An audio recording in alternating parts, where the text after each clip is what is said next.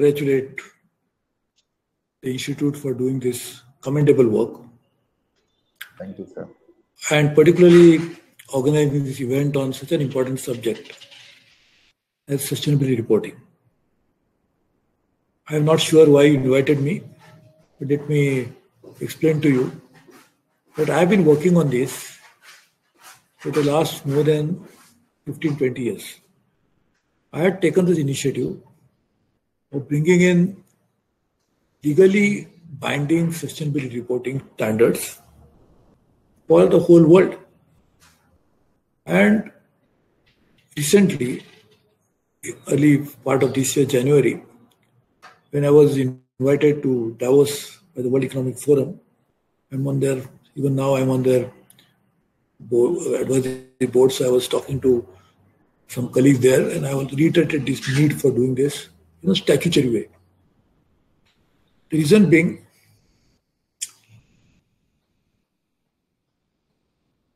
that the resources that are available to us, we feel they're infinite. Some resources are infinite. For example, finance can become quicker multiplier. The governments have the ability to print more notes. The monetary policies can bring more money into the market, so resources become more. You can create more physical resources. You can construct more roads, you can construct more highways, and we can do many things. But natural resources are not infinite, but they are very limited. And therefore, when you are using those resources, you are using it in a way that will prevent others from using it because they are limited.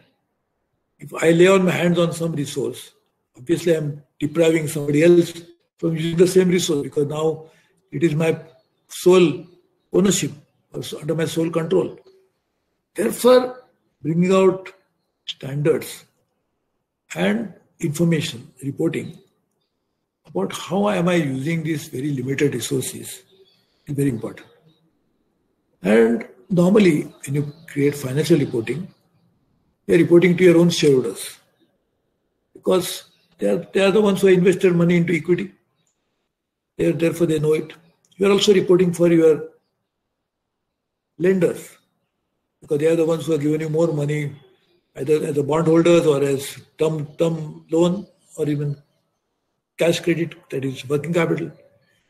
So you report to them.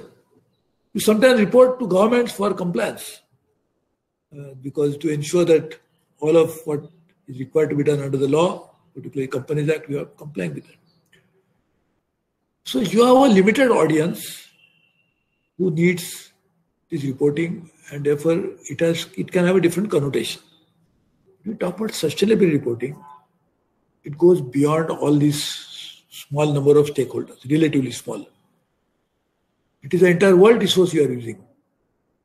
Because if you are using a forest in Amazon or something else, then you are actually depriving the rest of the world of enjoying clean air, clean water, or even you emit more greenhouse gases because that's a carbon sink. The forests are carbon sinks. So therefore, reporting on natural resource use goes beyond limited number of stakeholders and limited number of players. And therefore, we must have a sustainable reporting standards globally. And as I said, for a simple reason, because the natural resources are owned by the global community, not by national boundaries. And that's why I was giving example of Amazon. So therefore, standards must be global and they must be statutorily implementable, not voluntary. You can start with voluntary compliance, I can understand that for some time, but eventually it has to be statutorily complied and must be reported to a wider community. If you want to report something like this, as complex as this, then you must think about it very effectively and very clearly. For example, the natural resource cannot be replicated. For example, and this is what I used to say when I was the Minister of Environment and Forest 20 years ago, 22 years ago actually. I used to say that water bodies, once it is lost, you cannot recreate it. So normally, as cost accountants, you know it better, that you can do costing based on replacement cost, costing based on historical cost. But here it is opportunity cost. When you lose, you're lost forever. And that cannot be opportunity cost because there is no more opportunity left. In terms of, you can say opportunity cost in a sense that you could have apportioned that capital on something else. That's opportunity cost. Whether A against B or B against C, that's opportunity. But here, you lost it forever. Once you lose water body, you cannot recreate it. You can create artificial lakes, but that is not creating the same artificial lake cannot replace the real water body that was there created by the nature.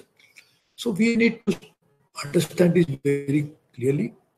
Therefore, when you set standards, you have to first understand the underlying ecology very well. You cannot have sustainability standards unless you understand ecology.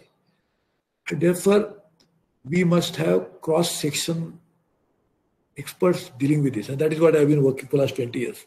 I have involved so many people, but I could not convince everybody that it is so much required because people find it very stringent to follow this. But we have no choice because if we lose now our biodiversity, which are losing so rapidly, there's a recent study revealed, and the first of its kind of inventory of what is left of biodiversity, probably 97% of terrestrial biodiversity is already lost.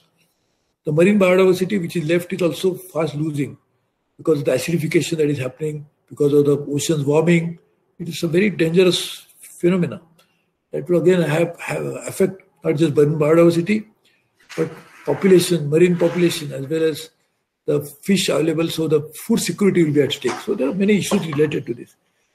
But to understand this properly, we must have a proper understanding about ecology. You cannot do reporting without understanding ecology properly. Again, this issue has to be seen in the global context. For example, when you lose a natural resource, for example, if I can say that I am causing my oceans to warm, why Pacific Ocean should worry about what is happening in Indian Ocean? They are all one way or the other related to one another, linked to one another. And therefore, national boundaries cannot override the global concerns on such issues. And therefore, luckily, we have United Nations 21 Convention on Climate Change, UNFCCC. So I think we really need to bring this about. I don't think there is in this limited time I can explain what is my view on how to go about it. Because I've been working on it, as I said, for years. And it's my passion that I really need to do it. But one thing I can tell you is that if you don't leave it at only organizing one webinar on this, because it should be a very sustained effort. Because when you talk about sustainability, the effort also has to be sustainable. So your effort of organizing webinars should be also sustainable. It should not be one-off event. So try to create an institutional framework in which you can bring in different viewpoints, different experts, and try to create a framework. I was saying it has to be legally binding because sustainability is a very generic issue. You can describe sustainability in various ways. And everything that you talk about sustainability can be true. It is like elephant. When you say the tail of elephant, it is true. The trunk of elephant is also true. But elephant is not only trunk or its tail. The elephant is elephant. Sustainability is a very complex and holistic issue. And it's a generic term. So we cannot use sustainability reporting by using that generic term of what is meant by sustainability. You have to codify it. You have to define it. You have to talk about what is sustainability in real terms. And then there are many components. Water is a part of sustainability. Energy is part of sustainability. Land is part of sustainability. The entire ecosystem is part of sustainability. And because ecosystems are related to one another and interconnected, it has to be looked into with a much broader perspective. So it's a very complex but most important issue in my opinion. And I think it's an obligation, and not just on part of corporates to report it. I think over a period of time, sustainability reporting should be done by all the agencies who use natural resource. irrespective of the ownership of that entity. Whether it is for profit or not for profit, all entities in the country and in the world must do sustainability reporting as a whole. And I think that is what is really critical and very necessary.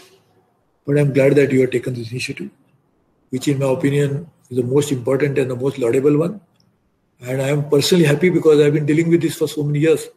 And I'm glad that I have now found a taker into this, my idea. So I will really look forward to watching you taking the next necessary steps forward and take it to the logical end. So I will stop here because I have to go for some other program. And at the same time, I know this is a topic which cannot be described in just few minutes. It requires a detailed study and detailed study. So thank you very much.